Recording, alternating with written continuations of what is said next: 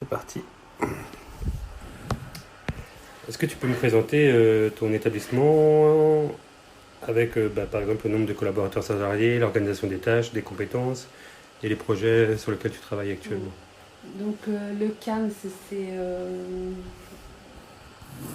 15 ETP, mais en fait c'est 22 personnes. On a des EJE, ergo, kiné, psychomote et psychologue. L'origine du CAMS, c'est un CAMS spécialisé, c'est pour ça qu'on a beaucoup plus d'ETP que d'autres sur la question ergo et kiné, sur 2 sites, donc Ilzac et Ézingue. Ézingue qui a été créé en 2010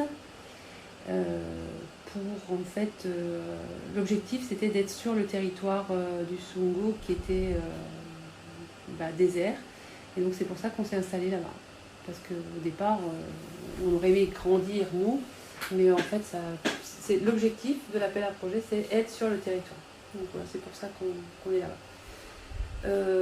Donc ça c'est en termes d'ETP. En termes d'organisation, donc une direction, comme je disais tout à l'heure, rattachée à la direction générale APF France Handicap National, et des supports régionaux au niveau offre de service, au niveau RH et au niveau financier. Très bien. Après, au CAMS, donc, on fonctionne avec un médecin directeur technique et un médecin de rééducation fonctionnelle qui sont là sur la question médicale. Et on a une coordinatrice de projet qui est Magali et qui a un statut de chef de service. Mais elle n'a que dans ses missions, elle n'a pas de question tout ce qui est organisation ou gestion ou autre. Ses missions sont projet, relations avec les partenaires, et relations partenaires et suivi des projets et les liens avec les relais avec les établissements ou les orienteurs, les orientations chez qui on va aller, quoi. Voilà. Merci. Alors la prochaine question peut choquer, mais, parce que le terme est peu usité dans le médico-social, mais selon toi, quels sont tes, entre guillemets, concurrents principaux? Alors je pense je n'en ai pas, ou je n'en ai plus. Depuis on était sur le territoire, ça a réglé en fait, c'était pas vraiment des concurrences, mais je pensais des zones où on n'était pas forcément sûr de qui prenait l'enfant et tout ça. Donc j'allais dire, c'est pas de la concurrence, c'est des zones de friction, ou des zones dans lesquelles on ne savait pas qui devait faire ou pas. On n'était pas dans une concurrence type commerciale à prendre le marché, parce que ça, c'était pas le cas, on avait largement à faire. Et des zones de friction. Depuis qu'on a sur la question du territoire, pour moi, c'est assez clair. L'enfant, il vient de là, il fait ça. Voilà. Après, sur la question des appels à projets et tout ça, je disais tout à l'heure, la volonté de l'APF, c'est pas de répondre à tout, mais de répondre quand ça rentre dans notre offre de service et que qu'on est capable de répondre, ou ça rentre dans nos missions initiales. Voilà. Après, on n'a pas... on n'a pas politiquement cette envie-là et de concurrence. Je pense pas qu'on ait de concurrence. D'accord. Est-ce que tu mènes actuellement des actions de coopération avec d'autres établissements sociaux et médico-sociaux? Bon alors, bah oui, la question des EDIPA, la question de la plateforme, voilà, ça c'est ce qui est le plus gros, hein, aujourd'hui. Par contre, maintenant avec nos partenaires aussi, type CESAD, hein, chez qui on oriente, donc bien sûr CAMS et CESAD ici, donc il y a une espèce de coopération dans la question des orientations et des relais, et avec les autres CESAD aussi, puisqu'on essaye de développer des projets pour faciliter l'admission des enfants qu'on oriente vers ces services-là. Après, on a d'autres projets de développement qui sont plus liés à des... là, on a une salle Snowdolen et on essaye de trouver les financements, donc aller chercher un petit peu mécénat, ou en tout cas de l'argent pour faire cette salle-là, qu'on partage avec d'autres. Tu vois, c'est plus dans la question de mutualiser des outils. On le fait aussi avec Bartenheim, donc on a quand même pas mal de liens avec tous les autres. Très bien, mais du coup ça répond un petit peu, mais tu peux développer. Hein. Du coup, as-tu mis en place des partenariats réguliers? Alors, le gros partenariat qu'on a et qui nous caractérise un peu, c'est le partenariat avec l'hôpital maternité. Donc là, c'est un partenariat qui est historique, hein, qui date depuis la création du CAMS, dans le réseau Naître et Devenir, qui fait qu'on intervient au Hasenheim, c'est plus le Hasenheim, non, c'est au pôle mère-enfant, en pédiatrie, dans le suivi des grands prémats. Donc ça, effectivement, c'est le partenariat historique qui est compliqué à maintenir, parce que les moyens de l'hôpital, les notes, ils bougent aussi. Après, on a plein de partenariats de mutualisation de salles, de matériel, toutes ces choses-là. Mais bon, ça, j'ai envie de dire, pour moi, c'est une obligation pour que ça fonctionne. Sinon, avec nos locaux et avec ce qu'on a, ça ne le ferait pas. Mais le gros partenariat, en tout cas, c'est celui-là. Et on travaille aussi avec l'hôpital du Parc à Colmar. Mais ça, j'ai une kiné qui intervient de la même façon au parc. Mais c'était avant.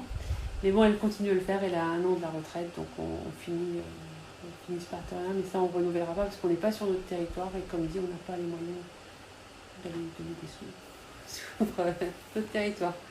Merci. Donc du coup, là, la partie 1 va s'intéresser un peu plus aux déterminants. Hein. Donc du coup, quelles sont les raisons justifiant une collaboration entre SMS et notamment une réponse conjointe?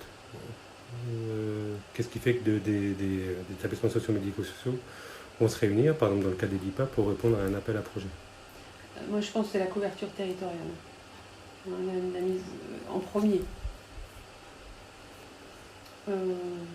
Parce qu'on est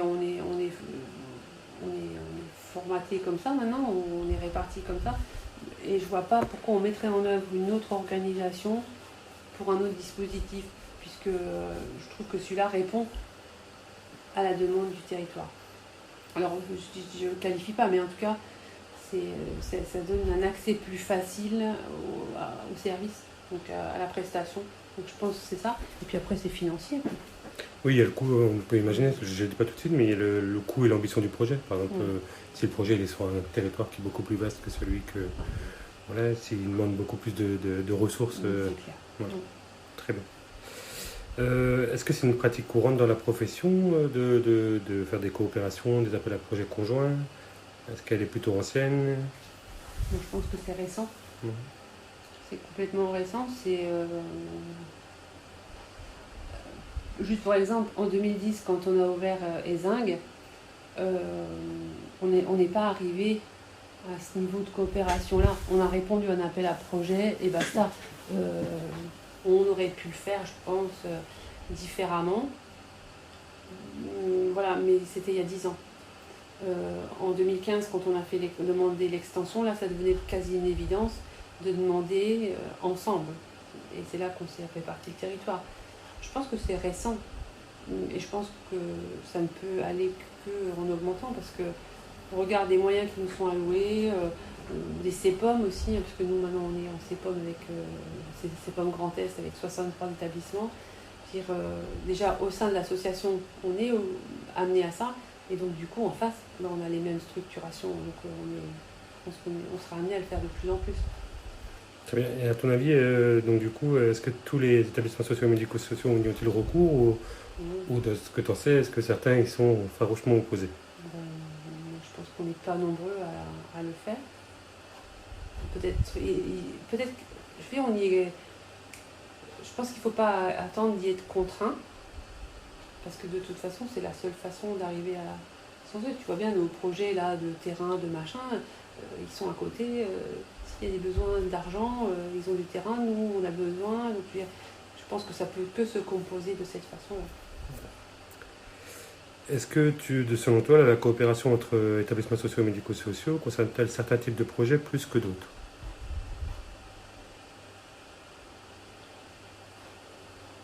Est-ce qu'on est plutôt dans la dimension appel à projet, donc du coup coopérer pour avoir accès à une ressource, qu'elle soit territoriale, financière, technologique, ou c'est il y a d'autres projets qui peuvent entraîner une coopération.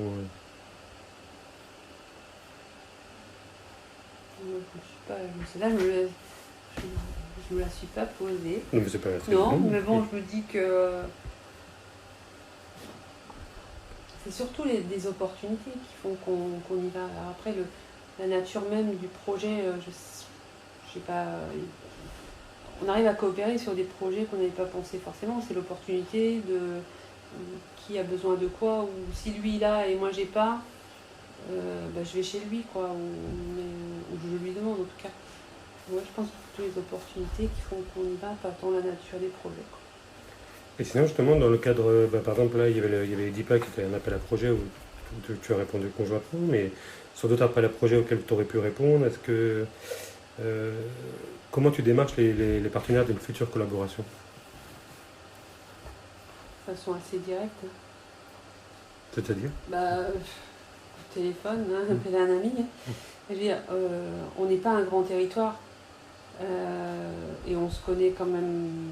Peut-être que c'est l'expérience où je suis dans le poste depuis un peu trop longtemps, peut-être. Mais en tout cas, c'est ça. Je veux dire, moi, c'est de façon directe. Voilà, il y a un appel à projet.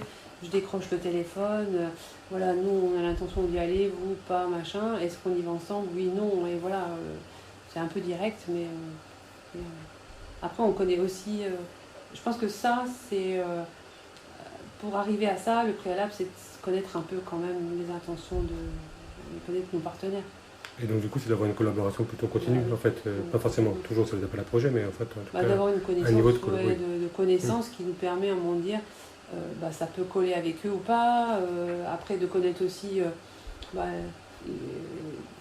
les points positifs ou les avantages, les inconvénients d'aller avec eux, ou on se connaît, quoi. Quel est l'intérêt pour nous d'aller avec eux? Donc il y a tout ça qui est au préalable, et après, c'est le coup de téléphone. Est-ce que, selon toi, dans ce processus justement de partenariat, de collaboration, de coopération et d'appel à projet conjoint, est-ce que l'usager joue-t-il un rôle dans ce processus? Je ne sais pas si je joue un rôle, mais c'est en tout cas pour une prestation, ou en tout cas par rapport à c'est vis-à-vis de la prestation qu'on peut offrir à l'usager que nous on module ce qu'on fait. Il ne prend peut-être pas part de la même façon parce qu'on calme, mais en tout cas l'objectif c'est toujours d'avoir les meilleures prestations, le meilleur niveau de service qui motive ça. Donc oui, l'usager par rapport aux besoins. Oui, il est plus dans la visée en fait que dans le choix et la sélection des collaborations en fait. Oui.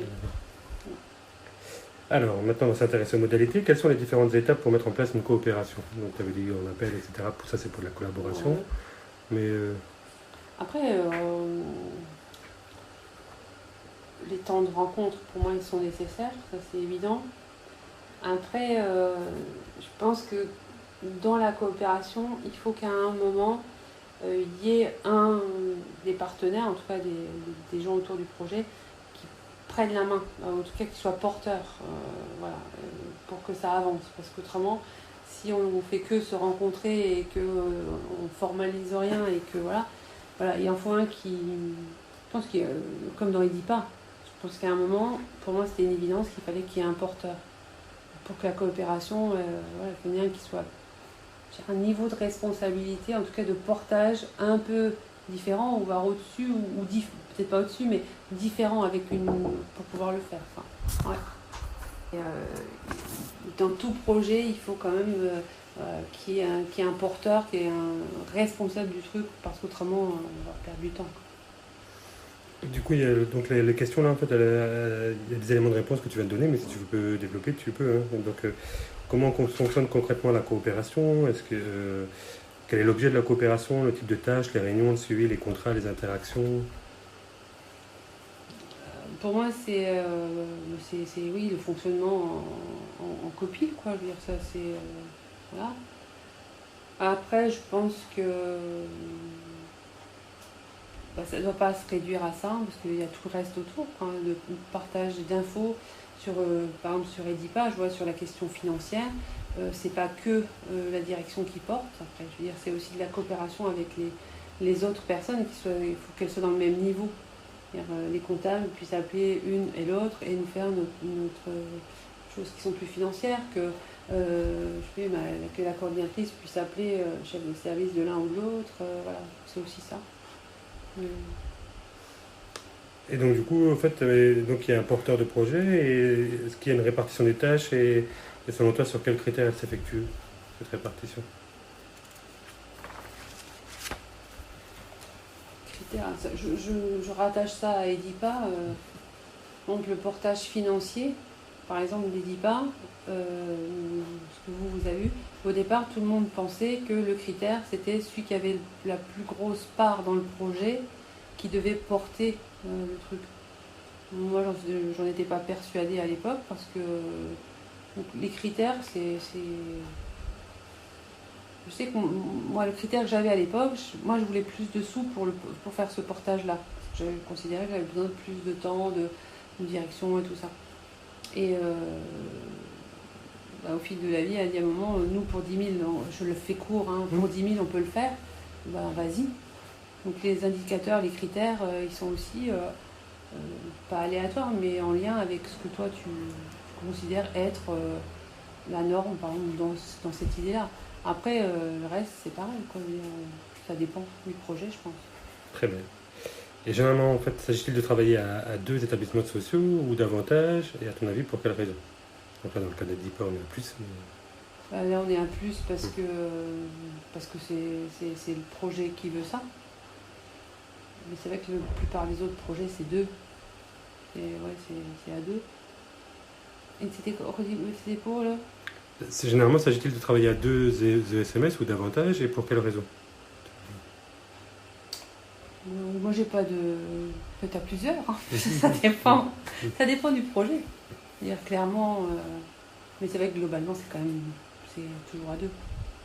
Très bien. Est-ce qu'il y a des règles que tu respectes, qu'on respecte, qui encadrent la relation? Par exemple, parce que il y a toujours dans une coopération, notamment dans le cadre d'un appel à projet, hein, une convention... Moi, je pense que c'est la base. Hein. Il y a un minimum, parce que autrement... la convention, c'est la base. Après, il y a des conventions alors là, qui sont formalisées, clairement, et d'autres qui ne le sont pas forcément, mais qui appellent à dire, voilà, on s'engage à ça et à ça. Donc, tu vois, au sein de la même association, j'ai pas de convention avec CESAN pour dire, voilà, comment vous accueillez les enfants, quand les relais ont fait, tu vois. Mais c'est entendu que c'est comme ça. Donc, il y a une convention, on va dire, peut-être non formalisée, qui fait qu'on travaille ensemble et qu'on peut coopérer ensemble. Très bien. Et est-ce que, voilà, c'est la question, est-ce que selon toi, en fait, un même établissement peut collaborer avec un autre établissement et en même temps et en simultané préparer un projet en concurrence avec cet établissement?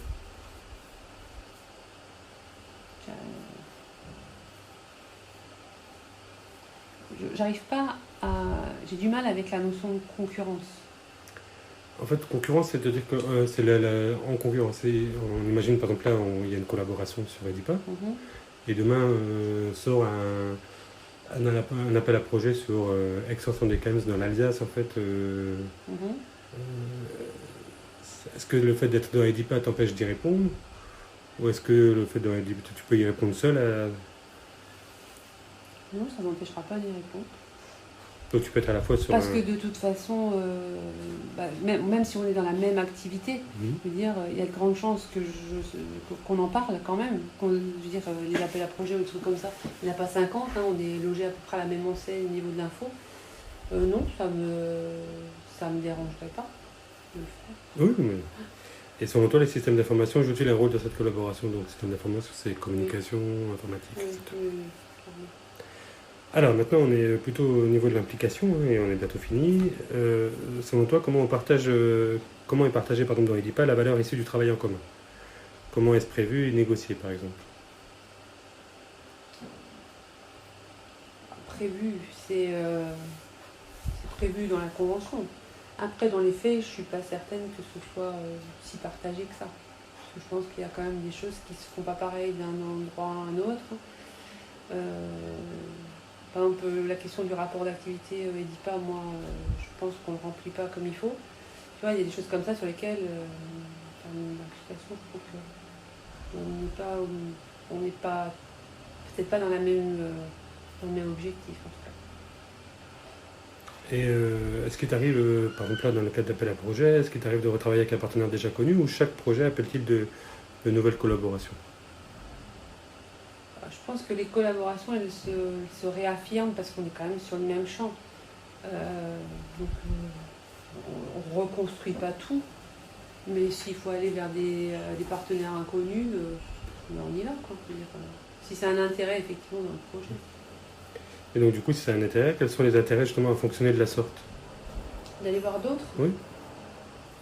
Moi je le ramène toujours à l'objectif, à la mission. Donc si pour telle mission, je sais pas, d'accompagnement, on a besoin d'aller coopérer avec Pierre, Paul et Jacques, et ça a un lien avec le projet d'un groupe d'enfants et tout ça, on y va. Moi, ce que je ramène, c'est l'intérêt, l'intérêt de la personne.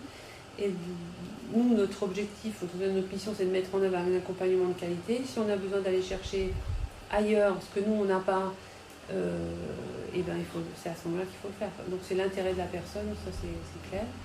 Lié à ça, un intérêt qu'on n'a peut-être pas, nous, à reproduire des choses pour lesquelles on n'a pas les moyens financiers de le faire. Et si c'est ailleurs, ben, on peut mutualiser, quoi, par exemple.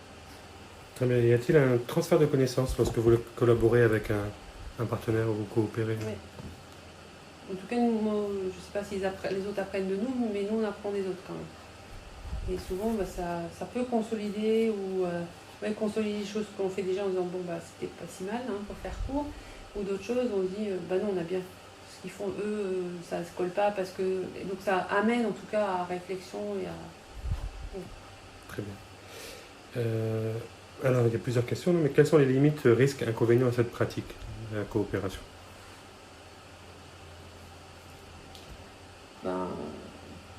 Qu'on dépasse les limites de la convention, ou qu'il y ait un non-respect des règles établies. Ça, et ça, de manière insidieuse, je pense que ça peut se faire. Hein. Tu vois, je pense à Edipa et la Pige qui a signé une convention et qui ne respecte pas le fait qu'elle doit accueillir, pour X raisons. Hein, mais ça, pour moi, c'est une des limites du travail avec quelqu'un, hein, parce que oui, ils ont signé, et dans les faits, on arrive à pas grand-chose, pour pas dire rien. Et ça, je pense qu'effectivement, ça fait partie des limites. Et as-tu déjà vécu ou eu connaissance de conflits, tensions, échecs entre établissements médico-sociaux lors d'un projet en commun? Oui. Des collègues, souvent en PF, tu sais, quand on se retrouve, voilà, la concurrence, pour le coup, il y en a, oui. Pour avoir dirigé un foyer d'accueil médicalisé où on voulait des places, là on était en concurrence, oui, clairement. Donc oui, et puis que ça s'est pas bien passé parce que les uns et les autres ont fait des projets sous-estimés pour passer et qui ont grillé on va dire, la politesse, alors que dans les faits, peut-être que le projet qui était porté par nous était quand même celui qui tenait plus simple. Mais voilà, des gens qui se retrouvent en concurrence, oui. Et que du coup, même quand on fait une coopération, il peut y avoir des tensions et des échecs, quoi, en fait. Oui, mais s'il n'y a pas de tension, si on est d'accord sur tout, c'est qu'il y a un problème. Quoi. En tout cas, moi je pense que c'est ça, si on est d'accord sur tout, c'est qu'il y a un souci. Et selon toi, quels sont les facteurs clés de succès d'une collaboration entre SMS? Les facteurs clés de succès d'une collaboration, d'une coopération?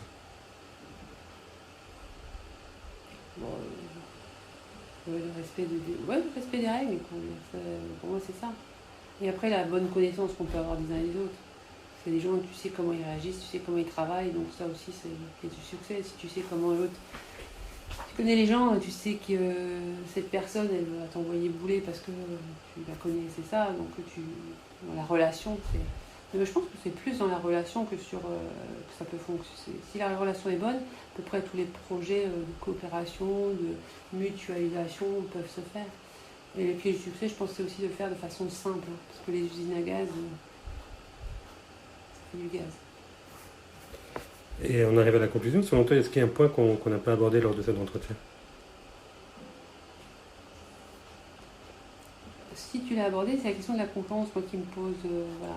Parce que je pense que dans le champ du médico-social, on ne devrait pas être en concurrence, comme je l'imagine moi, de pour moi, la concurrence, c'est aller prendre à l'autre, contre son gré, quelque chose, tu vois, ou d'être en opposition. Ou... Ouais, pas toujours. En fait, moi, enfin voilà, moi je te donne mon avis. Pour moi, il y a de la concurrence. Depuis la loi de 2009 et la question des appels à projets, en fait, il y a une concurrence qui est maintenant ouverte dans le secteur médico-social. C'est-à-dire qu'en fait, l'appel à projet, alors dans le CAMS, on est très territorialisé, donc du coup, c'est un peu moins le cas. Mais par exemple, je ne sais pas si on décide qu'en Alsace, demain, il y a 12 places de CESAT qui s'ouvrent. Mais tout le monde se chute voilà. dessus. Ouais, et ben moi, c'est ça, je me dis, on devrait. Mais on ne devrait pas, on est d'accord. Voilà, c'est dans. Je dis que le milieu dans lequel on travaille ne devrait pas appeler à concurrence. Parce que l'objectif, c'est l'offre de service sur un territoire pour des personnes. Donc, s'il y a 12 places, les clés du succès, ce serait qu'on ait effectivement des rapports d'activité qui servent à quelque chose, à nos tutelles et financeurs, qui, au regard de ce qu'on met en avant de besoins et tout, puissent dire, ben voilà, eux, ils ont fait ça, ils ont besoin de 2, l'autre 3, d'autres 4 et tout. Parce que moi, je me dis, c'est pas à nous de nous mettre en confiance. Maintenant, de fait est lié. Je sais que pour des places de femmes, machin, tout le monde y va. Et je veux dire, l'argent, il vient du même endroit. Je veux dire, au service de la personne. Donc, aller se battre pour ça, oui, mais pour moi, ça ne devrait pas. Est-ce que tu peux me citer, et c'est pas, ce sera anonymisé, etc., mais des établissements sociaux médico-sociaux qui, selon toi, ne jouent pas du tout le jeu de la coopération. En fait, alors, je ne sais pas s'ils ne le jouent pas, ou parce que nous, on n'a pas eu, ou c'est pas le même champ d'activité, en tout cas pour moi. Je sais qu'il y a des associations, la pige, tu vois, pour moi, ça fait partie, effectivement, des gens ou des parties du secteur médico-social qui jouent pas le jeu. Voilà, clairement. Et est-ce que selon toi, en fait, cette nouvelle norme, c'est-à-dire en fait, les appels à projets, donc une pseudo-concurrence, mais aussi, on le voit bien dans ce que tu cites, beaucoup de coopération, est-ce que ça a insufflé ou incité des innovations managériales? Oui. Et moi, je pense que c'est très bien qu'il y ait ça, les appels à projets. Au moins, on est amené à montrer et à démontrer et à argumenter sur ce qu'on sait faire. Et au niveau managérial, et au niveau des équipes, de dire voilà, nous, quelle plus-value on peut avoir, pourquoi on pourrait aller dans ce projet, quelles sont les compétences qu'on a là. Donc ça, ça c'est clair qu'au niveau managérial, c'est bien. Parce qu'avant, je ne sais pas comme une vieille, avant, le directeur, en gros, il posait son projet, il allait défendre ses places, il déposait, on lui filait du fric ou pas, et puis voilà quoi. Ça n'incitait pas forcément les équipes à y aller. Moi, je sais que dès qu'il y a un appel à projet ou des projets qui s'amènent, moi, j'en parle à l'équipe. Je veux dire, voilà, est-ce que vous pensez qu'on peut y aller? Quelles sont les choses, comment on pourrait répondre à ça? Donc oui, au niveau managérial, moi, je pense que c'est très bien. Et puis, ça motive les troupes. Autrement, tu rentres vite dans une routine de, on a tant de place, on fait pour tant d'enfants et basta. Là, en tout cas, en CAMS, je veux dire, en 2010, on a créé un autre CAMS, en 2015, on territorialisait le bazar, après, on devenait polyvalent, après, tu rajoutes de ça de l'EDIPA. Bon, là, ça fait un peu trop parce que je pense qu'EDIPA, plateforme et tout ça, au bout d'un moment, au niveau managérial, il faut arriver aussi à recentrer tout ça parce que les gens disent, mais on fait plus ce qu'on faisait avant, donc voilà. Mais ouais, je pense que c'est les moteurs quand même. Ouais. Et en innovation managériale, est-ce qu'on peut imaginer, toi qui as une certaine ancienneté dans le métier, en fait, que depuis la loi de 2009, donc les appels à projets, etc., il y a un niveau de collaboration qui est minime, qui est toujours là, en fait, pour pouvoir justement pouvoir mieux coopérer ou mieux répondre ensemble à un appel à projet par la suite, si jamais il y en a ça. En interne ou avec d'autres établissements, c'est-à-dire qu'en fait, est-ce qu'il y avait déjà ce niveau de coopération avant les appels à projets, ou est-ce que chacun était dans son territoire et faisait ce qu'il avait à faire? En termes de CAMS, on était chacun dans notre bulle, ça c'est sûr. Après, avec les services type CESAD et tout ça, nous, on avait déjà commencé bien avant, tu vois. Mais ça aussi, c'était en lien avec l'histoire aussi. Je veux dire, moi, je suis issue du phare, je suis venue ici parce qu'on connaissait, tu vois, il y a aussi de ça qui se... Mais c'était plutôt interpersonnel comme ça. Maintenant, avec les appels à projets, ça devient la norme. Donc, il n'y a plus plus de barrière. Mais je pense qu'avant, c'était très interpersonnel. Si ça fonctionnait, tu faisais. Sinon, voilà. Très bien. Bah, merci. Ah, bah, ça va.